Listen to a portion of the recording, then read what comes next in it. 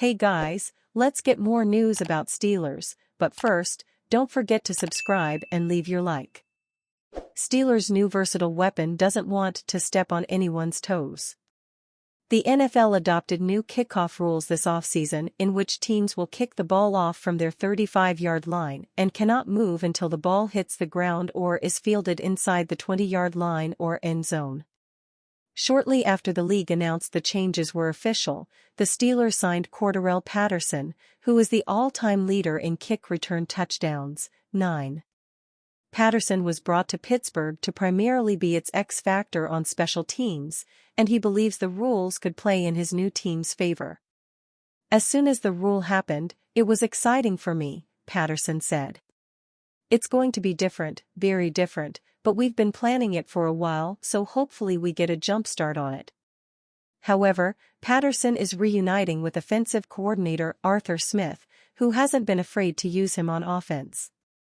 Over the past 3 years under Smith in Atlanta, Patterson rushed for 1,494 yards and 14 touchdowns while also reeling in 82 catches for 708 yards and 6 touchdowns. Patterson could be used in a similar way with the Steelers, but wants to make sure there is no bad blood in his arrival with his teammates. I'm not coming in here to step on anyone's toes, Patterson added. I know my role and I know what I can bring to the team. So whatever they need me to do, man, I'm that guy. That is unlikely to happen as he joins fellow running backs Najee Harris and Jaylen Warren, who have rushed for a combined 3,232 yards and 20 touchdowns over the past 2 seasons, and will likely continue seeing the bulk of the carries in 2024. Warren shared his excitement for what Patterson could bring to the offense on Thursday. As far as the offense, I'm sure we can put him anywhere and he does his thing, Warren stated. The one thing that Patterson does have an upper hand on is the offense, but he reiterated that he's more than happy to lend his knowledge on it to his new teammates. I've been in this offense for 3 years, going on 4 years, Patterson concluded. Arthur knows me. He knows what I can and can't do. I know he's going to take advantage of that this year. So I'm excited for it. 5 for Friday, Hayward powering through his 30s. Cameron Hayward said this week that he'd like to play at least 3 more seasons. That would take the Steelers' defensive captain through his age 35, 36, and 37 seasons and put him in some rarefied air in terms of longevity in the NFL. But there is some precedent for defensive linemen whose games are built more on power than they are speed and finesse to do so. And that's exactly what Hayward is thinking about. My game is different from everybody else in this league, Hayward said. I like to think I can play the run and the pass. And that's why I'm different. Last year Mike Tomlin brought to my attention, the thing that's really cool is you watch powerlifters, and my game is built on power and technique.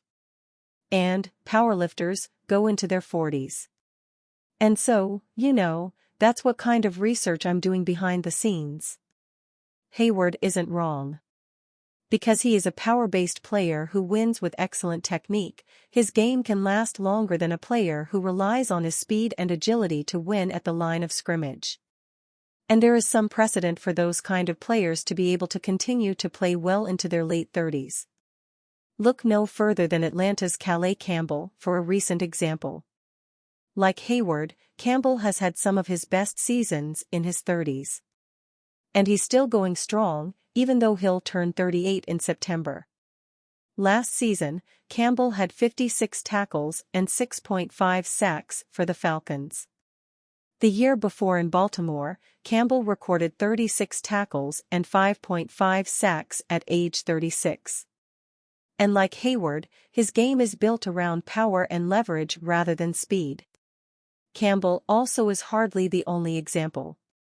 Another longtime defensive tackle, Steve McMichael, whose game also closely resembles that of Hayward's, had 89 tackles and 10.5 sacks for the Bears at age 35 in 1992. The following season, he had 78 tackles and 6.0 sacks before finishing his career in Green Bay in 1994 with 28 tackles and 2.5 sacks. For his career, McMichael had 847 tackles and 95 sacks in 15 NFL seasons. Former Rams star Merlin Olsen had 91 sacks in his 15 NFL seasons, including 7.5 in 1975 at age 35. Reggie White, perhaps the greatest pass-rushing defensive tackle of all time, had 41 sacks after he turned 35, including 11 at 36 and 16 at 37 before retiring for a season. White didn't play football at 38, but was talked out of retirement for a season in Carolina, when he had 16 tackles and 5.5 sacks in 2000 for the Panthers and calling it a career for good. And Chris Dolman had 54 tackles and 11 sacks at 35 for the 49ers, following that up at 36 with 46 tackles and 12 sacks, and 45 tackles and 15 sacks in 1998 for San Francisco. Proposed blockbuster trade has Cowboys swap Ceedee Lamb for Steelers star. The Dallas Cowboys face a decision when it comes to the future of star wide receiver Ceedee Lamb, who is holding out of mandatory minicamp practices while he seeks a new contract. Lamb is heading into the final season of his rookie deal with Dallas. Chances are the two sides will eventually agree to a lucrative contract extension. Yet, if the Cowboys are unable to reach a new agreement with Lamb, could the team consider a potential blockbuster trade? Bleacher Report's Brad Gagnon explored this idea with 4 potential trade packages involving Lamb. One of the more intriguing options would send Lamb to the team's historic rival Pittsburgh Steelers. Dallas would acquire Steelers standout receiver George Pickens and a second-round pick in the proposed deal. George Pickens is established in the NFL despite being just 23, Gagnon wrote in a June 6, 2024 story titled 4 Trade Packages for Ceedee Lamb that Cowboys couldn't deny amid NFL holdout. Still, the Steelers could opt to maximize their weapons for Russell Wilson and Justin Fields.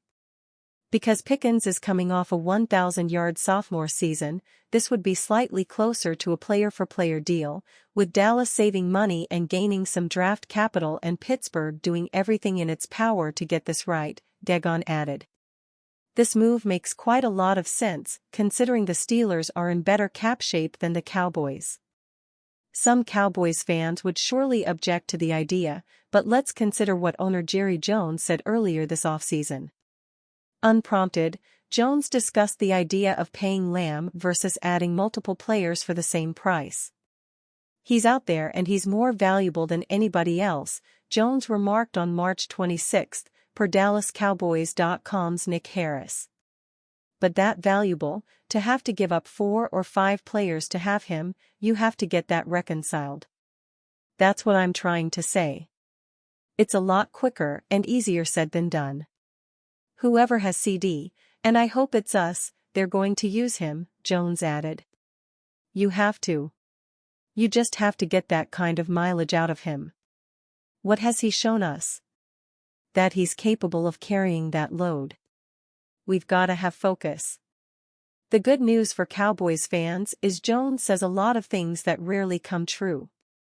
Dallas might have learned its lesson after trading away Amari Cooper to the Cleveland Browns for a late-round pick swap. The move did not turn out great for the Cowboys, but it did allow Lamb to emerge as one of the NFL's top receivers.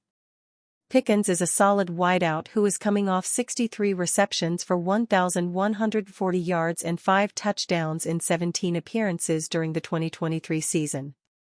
The receiver is also on a team-friendly 4-year, $6.7 million rookie deal, which could have appeal to Dallas. Pickens has 2 seasons remaining on this contract, but eventually the receiver will be due for a raise, just like Lamb.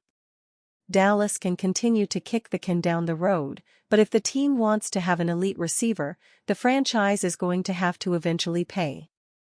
Spotrac projects Lamb's market value to be a 4-year, $136.1 million contract.